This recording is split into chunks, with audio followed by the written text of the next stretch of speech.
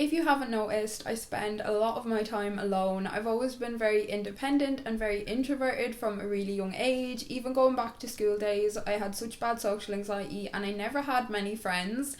And I also love my alone time. Like, my alone time is so sacred and so special to me, and today is no different. As you guys know, I am currently still recovering from being really unwell, and I've actually had a really productive week this past week, but I've noticed that any day I do a lot, I'm getting extreme pain. And ever since last night, I have been in absolute agony. I am so exhausted. I feel so burnt out from this week. I feel like my body is just screaming at me to slow down. So that's exactly what we're going to do. Pour back into ourselves and slow the hell down.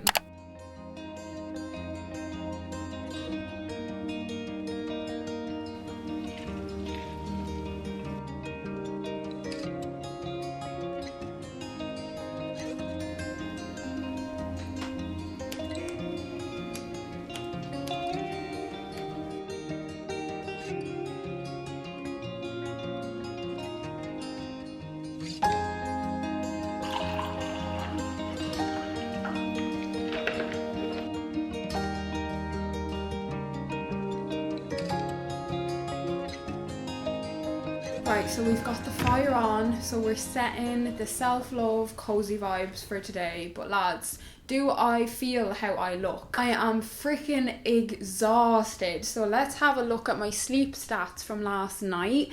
So today's video is in collaboration with Fitbit. So last night I had 7 hours and 8 minutes of sleep, and I got a good sleep score at 85, which is really interesting. Not only is the Fitbit like having a buddy spurring you on in your wrist, it's also like having a buddy on your wrist telling you when you need to slow down. It really helped me take the pressure off myself and listen to my body when I was sick, as there's no arguing with the data. And while I was really unwell, I was mostly getting fair sleep scores because I wasn't sleeping as deep, and I was also waking up a lot more often with the pain that I was in. So today my readiness score is 26, and as I was saying, it's probably because I've done a lot of movement this week. Like yesterday I did 12,000 steps, so this communicates to me in a language I can really easily understand, and today it's telling me that I need to slow down, and I can really feel that in myself. The Fitbit has really been helping me through my recovery, and having all this information about my inner workings has been so beneficial for me. I'm just going to pop my breakfast into the food section of the app. I love how you're able to track your food on the app. When I was really unwell, I was having really bad nausea and it really affected my appetite,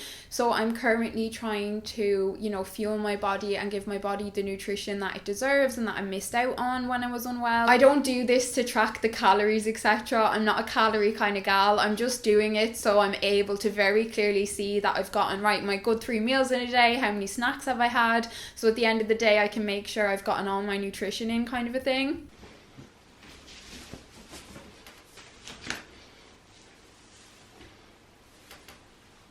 I've been having a lot of anxiety surrounding my health and the uncertainty and not knowing what's going on with me.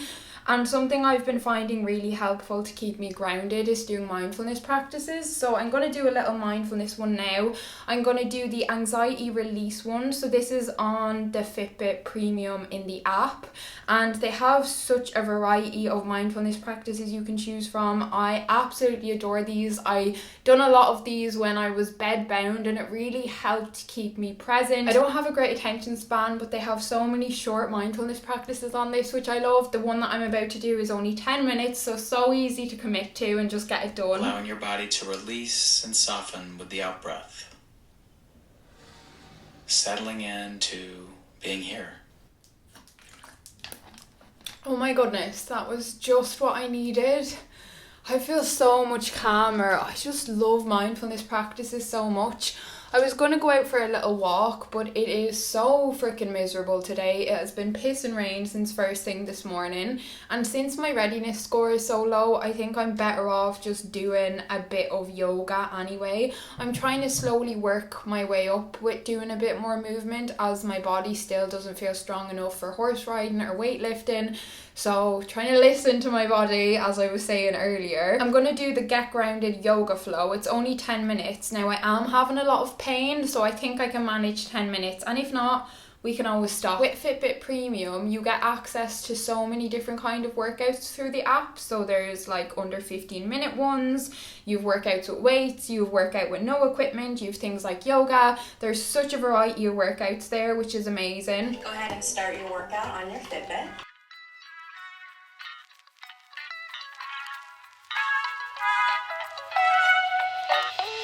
I only managed 5 minutes of that because I'm having really bad pain, so I'm going to listen to my body and I'm going to pause it.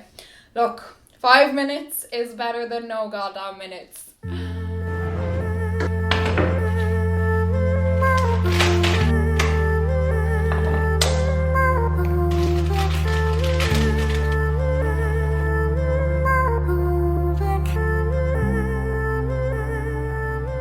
I journaled too hard that I hurt my own feelings, so I brought myself to the shop and I bought myself some flowers to cheer myself up. These are some of my favourite flowers. They're so beautiful. I got myself some of my favourite snacks to have tonight, so I got these toffees. I love them so much, but they make me sick, so I try not eat them too often.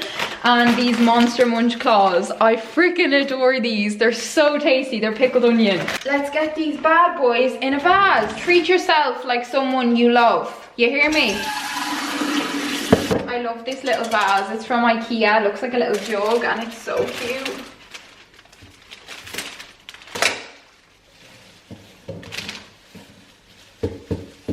I think I'll fit the two of them in there.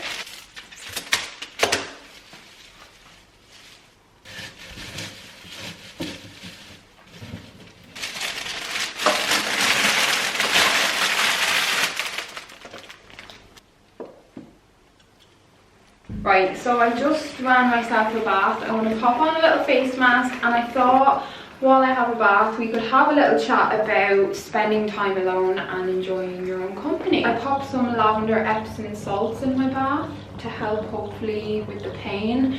Baths have been so nice with the pain that I've been having, really relaxing.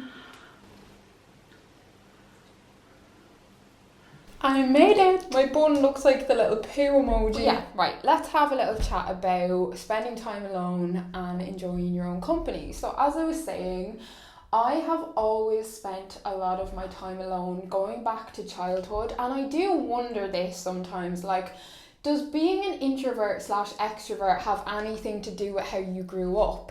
Or is it just the way that you naturally are? Because as a child, my parents worked a lot and I spent a lot of time with babysitters, and my brother and sister were a lot older than me. So my brother and sister only had 2 years between them, whereas I have like 7 and 8 years between my brother and sister. So as children, we were worlds apart, so we didn't have much in common. On top of that, my sister moved out when I was only 8, and then my brother moved out when I was like 12.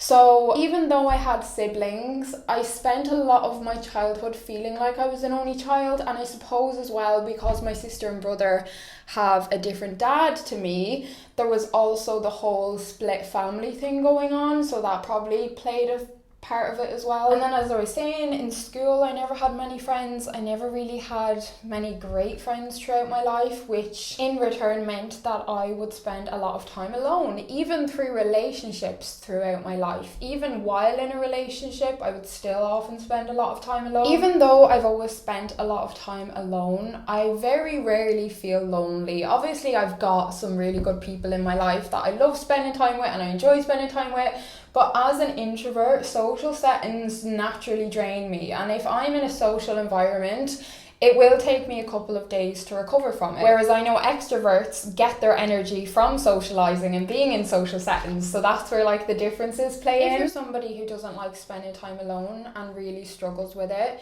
the only way that you're gonna become comfortable with it is by doing it. The way I've always looked at it is you'll spend your whole life with yourself. You're the only constant, you're the only person you know is going to be there for you through your whole life without a doubt. And even if everybody else leaves, you know you still have yourself. So doing activities that you love, you know, like what I'm doing today, like make your day an enjoyable experience. Do all the things that bring you joy and peace and fill your heart with love. The things that you'll do with other people, bring yourself to a cafe. You have to put yourself in these situations to become at peace with being with yourself. By how you treat yourself, you're setting an example to other people as to how they should treat you. You know, if you're not showing yourself love and care and affection, you don't enjoy your own company, how do you expect other people to love and care for you and enjoy your company? Once you learn to eat alone, you stop hanging around with people who don't appreciate what you bring to the goddamn table. And the only way you can get to this place is by, as I'm saying, you have to spend more time with yourself, getting to know yourself, understanding yourself, learning about yourself. How you treat yourself, how you view yourself spills into how other people will view you and how other people will treat you. We teach people how to treat us. If you don't love yourself and you don't find yourself worthy of being loved, you allow yourself to settle for far less than you deserve because you can't see your worth, you can't see what you are deserving of. So it's really important to hold yourself to a higher standard, and by being there for yourself instead of always fighting against yourself. But you have to make sure it comes from a place of love and appreciation and not from a place of criticism and sabotaging. You know, observe how you talk to yourself. You know, speak to yourself with love and kindness and gentleness. The words, the voice, the tone, all of these things and how you're speaking to yourself really matters. Learning how to enjoy your own company is just like anything in life. With practice is how we get better at these things and we become at peace in ourselves. Now, obviously, when it comes to things like this, balance is so important. You know, it's so important that you have a balance of spending time with yourself and also spending time with people who lift you up and bring you up. But, you know, I've had huge chunks of my life where I've had very few people, and that's okay as well, you know.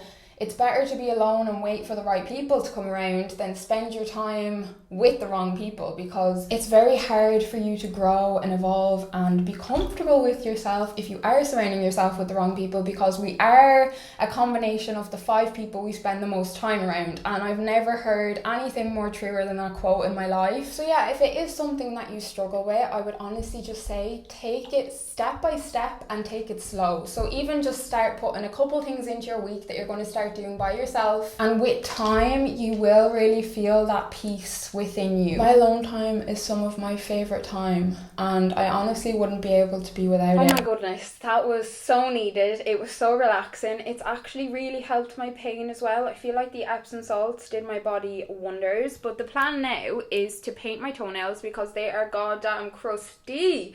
So I've got this deep pink by Sally Hansen. I love a deep pink or a red on my toenails. It's always my go-to. And then I want to snuggle up beside the fire and I want to watch Luckiest Girl Alive on Netflix. I have seen so many people rave about it. People are saying that it's very emotional and very triggering.